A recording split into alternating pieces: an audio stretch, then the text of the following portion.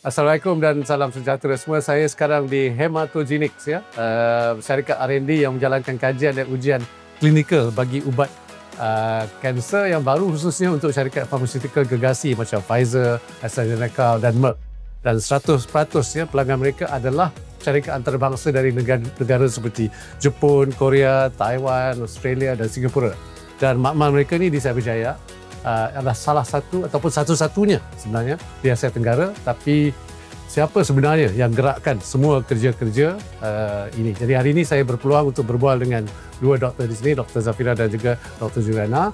Ya, dan mereka inilah yang buat kajian dan inovasi yang penting itu, dan kita dengar sendiri dari mereka macam mana pengalaman bekerja dalam bidang STEM ini dan kenapa ia satu pilihan kerjaya yang sangat menarik untuk anak-anak muda kita. Jadi kita mulakan dengan soalan pertama. Soalan pertama, boleh cerita sikit tak macam mana you all boleh bekerja di Hematogenics ni? Saya dengar semua dah kerja overseas sebelum ini, dan kenapa balik Malaysia?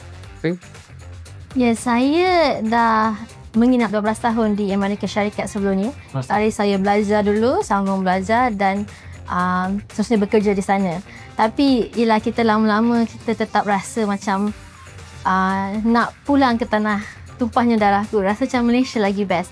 Jadi bila saya dengar Hematogenics, company yang berasasnya di Amerika Syarikat, buka cawangan di Malaysia, saya sangat teruja. Sebab sekarang saya boleh praktikkan apa yang saya belajar, apa yang saya buat dari luar negara dulu.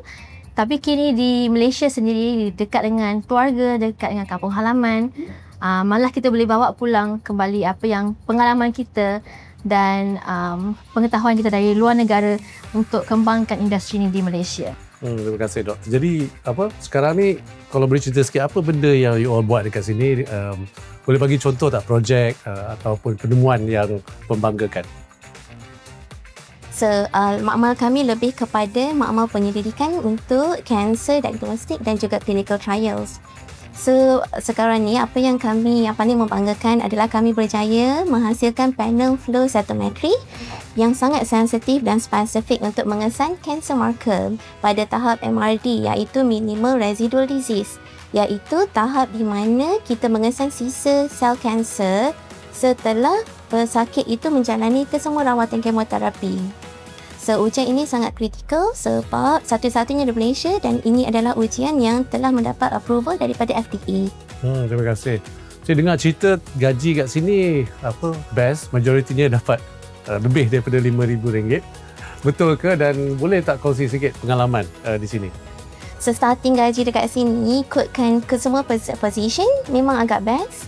So, tapi sebenarnya kenaikan gaji dan juga amount gaji yang diberi adalah berdasarkan kelayakan akademik, pengalaman bekerja dan juga cara kita bekerja dan prestasi kerja kita, sama ada kita betul-betul kerja lebih daripada apa yang diharapkan dan juga inisiatif kita untuk belajar lebih mendalam lagi. Okay, terima kasih, Doktor. Dan satu lagi soalan, apa prospek kemajuan kerjaya? Prospek kemajuan kerjaya dalam bidang ni, kita bagi contohlah, khususnya di sinilah di Hematogenics. So, prospek kejayaan kerjaya contoh dalam bidang kami untuk bahagian saintifik.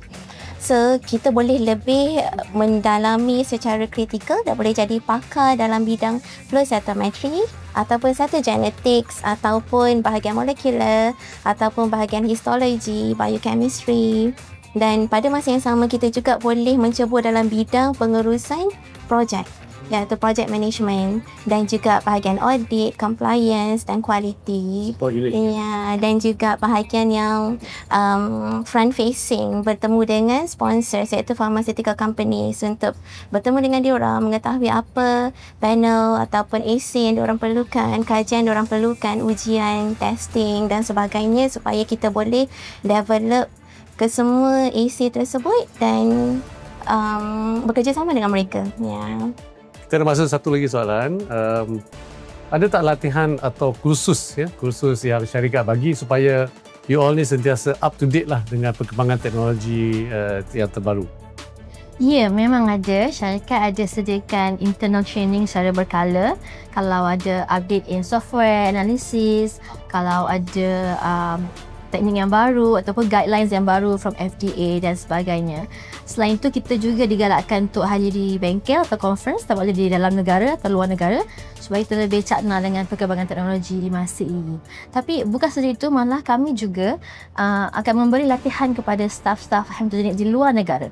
Jadi kita juga bawa kita punya knowledge, pengetahuan kita ke cawangan hematogenik di luar negara. Contohnya ada yang ke United Kingdom untuk beri latihan, dan saya sendiri ke China baru-baru ini untuk melatih staf di sana untuk buat kita punya ujian juga. Okey, terima kasih Dr. Zaya dan juga Dr. Janani. Juliana. Thank you.